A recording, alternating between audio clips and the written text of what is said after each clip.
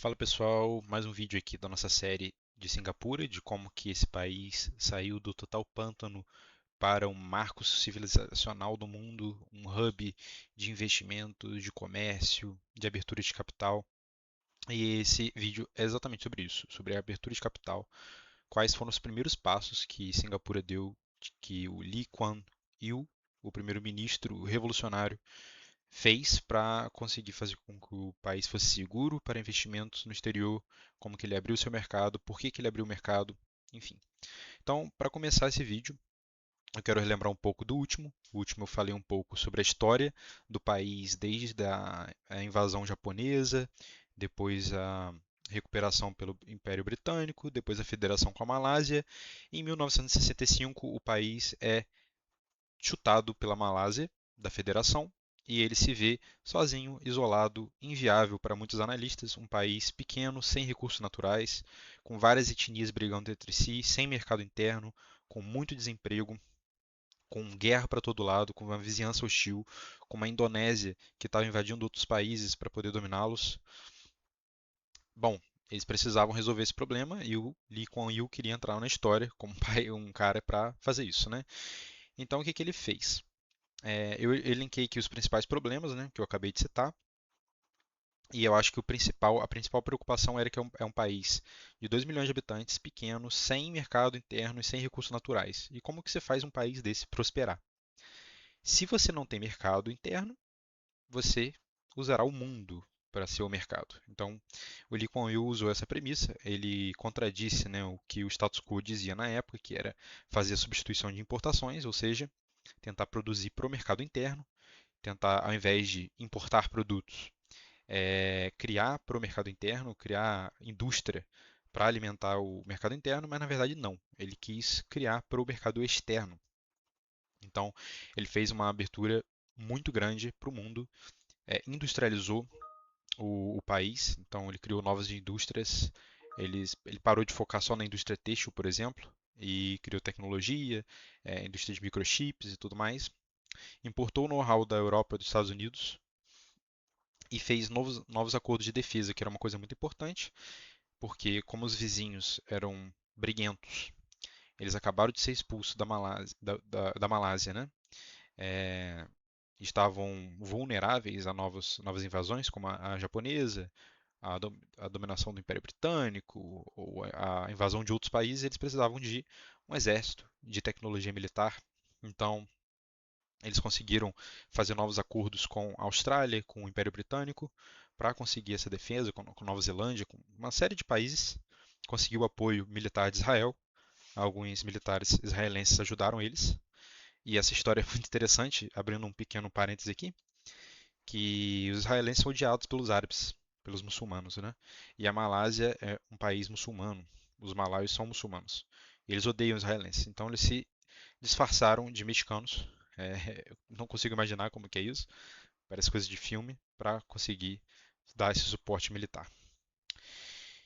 Só que o país ele era basicamente uma base britânica, né?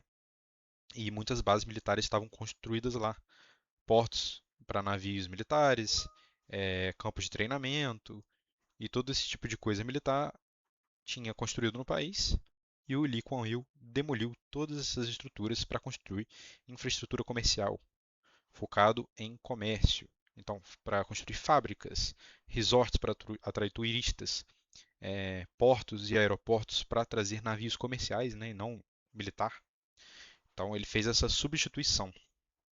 Uma coisa interessante foi o serviço militar obrigatório, que ele sanou duas coisas, ele matou dois coelhos com uma cajadada só. Ele ajudou a resolver o problema do exército, né, de ter um sistema de defesa, e ao mesmo tempo conseguiu unificar, foi uma forma de unificar as etnias que viviam brigando entre si, porque eles serviam juntos com o mesmo propósito, com uma causa em comum, então eles passaram a se respeitar, a gostar mais entre si, né?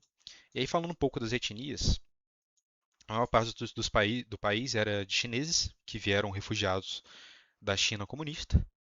Os malaios eram a segunda maior parte da população, que são muçulmanos e muito racistas. Então, era a maior fonte dos problemas étnicos são provenientes dos malaios. Em terceiro lugar, tem os indianos, que foram trazidos pela coroa britânica como forma de trabalho braçal do império. E por último, os ingleses, né, os britânicos em si, que representavam o maior poder cultural e financeiro do país. Era o pessoal mais rico, é a minoria mais rica do país, tá? Então, é isso. E eu queria falar um pouco dos pilares que o Lee Kuan Yew instituiu para fazer com que o país ele pudesse se abrir para o mundo. Porque por que alguém vai querer investir num país como Singapura, um país pequeno, sem muito a oferecer, é, sem muita população, sem mão de obra qualificada, sem nada, né? Na prática é um país que não tem nada. Por que escolher Singapura ao invés de outros países? Então, acho que o primeiro pilar é a confiança. A gente precisa de previsibilidade, de instituições fortes, a gente precisa de uma taxa de juros que não fique mudando o tempo todo. Precisa de confiança, tá? Instituições sérias, um governo austero e boas condições para fazer negócio, baixos impostos e tudo mais. Então, vamos lá. Aqui são as três principais medidas que o Lee Kuan Yew implementou. O primeiro é o CPIB, que é basicamente uma instituição contra a corrupção. E isso tinha como propósito trazer uma sensação de confiança mesmo, de saber que os contratos eles vão ser respeitados, que as licenças não vão depender de propina, e que ninguém vai mudar a regra para beneficiar um ou outro, coisa que acontece bastante no Brasil, infelizmente, né? Então ele criou essa instituição que ganhou independência para poder investigar qualquer pessoa, inclusive ministros, inclusive amigos próximos do próprio primeiro-ministro. Eles não eram poupados. Teve até um caso de eu não lembro se era ministro ou alguém relacionado a ele que foi pego, né, pelo CPIB e foi preso da mesma forma, assim como qualquer outro. Que esse que é o grande problema, né? Às vezes a gente tem a regra, mas os amigos do rei nunca são investigados, nunca são presos, mas aqui é a ideia, né, desse CPIB é ser uma instituição realmente independente do poder para poder julgar o poder. Tá? Então eu acho isso aqui fundamental. Ah, outra coisa é o inglês como idioma oficial nos negócios e na educação. Então ele instituiu o inglês como obrigatório nas escolas para que as pessoas tivessem influência no idioma, o idioma mais usado para fazer negócio no mundo. E Singapura hoje fala vários idiomas, dentre eles o inglês e o chinês, então, e o mandarim. Então, né, ele já tem tudo que precisa para fazer negócio. Dessa forma, uma empresa americana podia chegar e conversar diretamente com os engenheiros, os gestores, as pessoas que ofereceriam a mão de obra. E assim conseguiriam fazer negócio mais fácil, teria mais investimento, graças à redução dessa barreira do idioma. E por último, né, nesse pilar, o National Wages Council, que era um conselho para flexibilizar as leis trabalhistas, para reduzir o atrito entre sindicatos e trabalhadores, entre patrão e funcionário, regras flexíveis de horas. É, então ele reorganizou todos esses entes para diminuir, né, a fricção entre eles e dessa forma reduziu a greve e aumentou o investimento no país, uma vez que os empresários tinham a segurança de que o serviço não ia ficar parado por um bom tempo por conta de greve. Vale mencionar que o National Wages Council é um modelo tripartite entre governo, empresas e sindicatos, que reduzia o conflito entre esses três termos. Tá? Bom, o EDB, Economic Development Board, esse aqui foi o conselho que ajudou a ir atrás das empresas para atrair os investimentos. Então,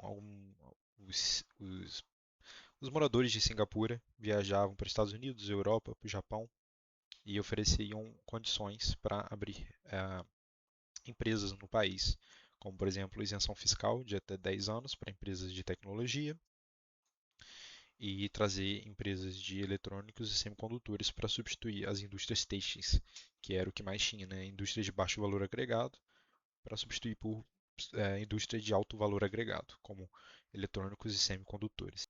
E o Estado era sempre bem pragmático e ele tentava remover todos os obstáculos possíveis para atrair o máximo de empresas para o país.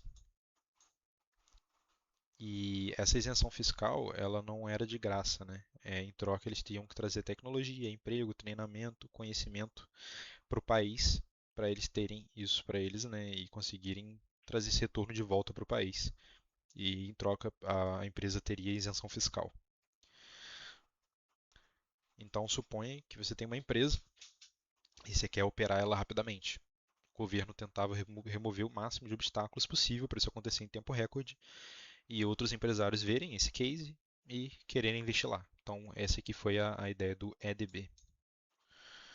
E a estratégia era sempre aumentar o valor agregado para eles não terem que pagar baixos salários. Então, eles saíram de indústria de baixo valor agregado, como indústria simples, né, têxtil, para eletrônicos, semicondutores, petroquímica, biotecnologia, tecnologia, né, serviços financeiros avançados, sempre tentando trazer mais valor agregado e conhecimento especializado para os empregos do país, tá?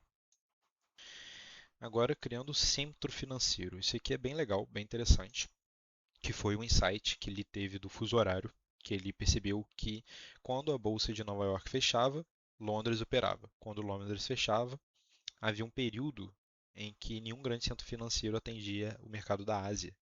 E aí ele quis abrir e atender essa janela.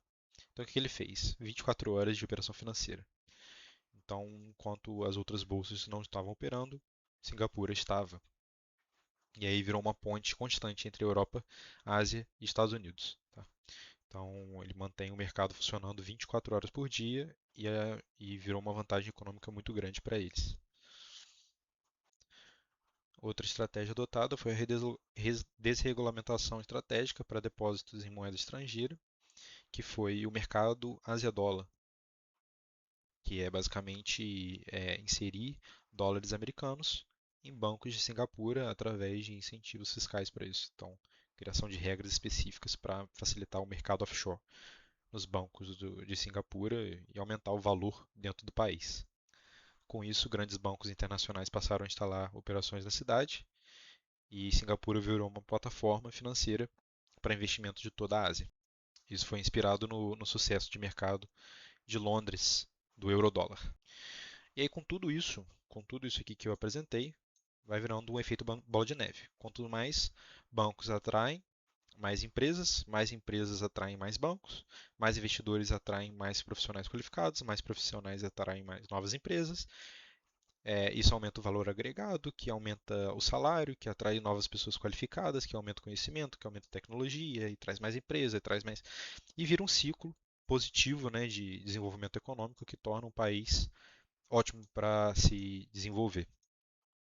Então, é por isso que Singapura é como é hoje, porque ele fez de tudo para atrair o investimento, coisa que, fazendo um paralelo, aqui o vídeo não é sobre o Brasil, mas pensa o Brasil, que as regras mudam o tempo todo, que tem um mensalão, que tem um petrolão, que tem amigos do rei, né, pessoas que são amigos do presidente e aí eles têm benefícios fiscais, enquanto que o pequeno empresário tem regras rígidas, o empresário se lasca para empreender, enfim, a vida é uma desgraça para investir no Brasil. Então por isso que a gente não tem tanta tanta tecnologia de valor agregado aqui quanto poderia. Até tem os guerreiros que ainda tentam, mas é a duras penas, tá? Então, esse que é o efeito de você ter um mercado aberto, desregulamentado, com fortes instituições, tá? Com estratégia de longo prazo, enfim. Então, o principal ponto desse vídeo é que Singapura fez do nada o ouro baseado na confiança, na capacitação das pessoas. Então, investiu bastante na confiança, investiu bastante na desburocratização, na desregulamentação. É, enfim, e criou novas regras para estimular o mercado financeiro dentro do país e trouxe o que é o melhor de tudo, que é o que para um grande empresário? Previsibilidade, previsibilidade, previsibilidade. O empresário é medroso, ele só investe onde é previsível, tá? Onde tem confiança, onde ele sabe que a regra não vai mudar de um dia para o outro, onde não come o couro dele com impostos, com altas taxas. E é isso, tá? esse foi o vídeo. Espero que vocês tenham gostado. Espero que estejam gostando da série. Comente aqui o que você sentiu falta. Dê um feedback. Curta. Se inscreva. E até o próximo vídeo. Fui!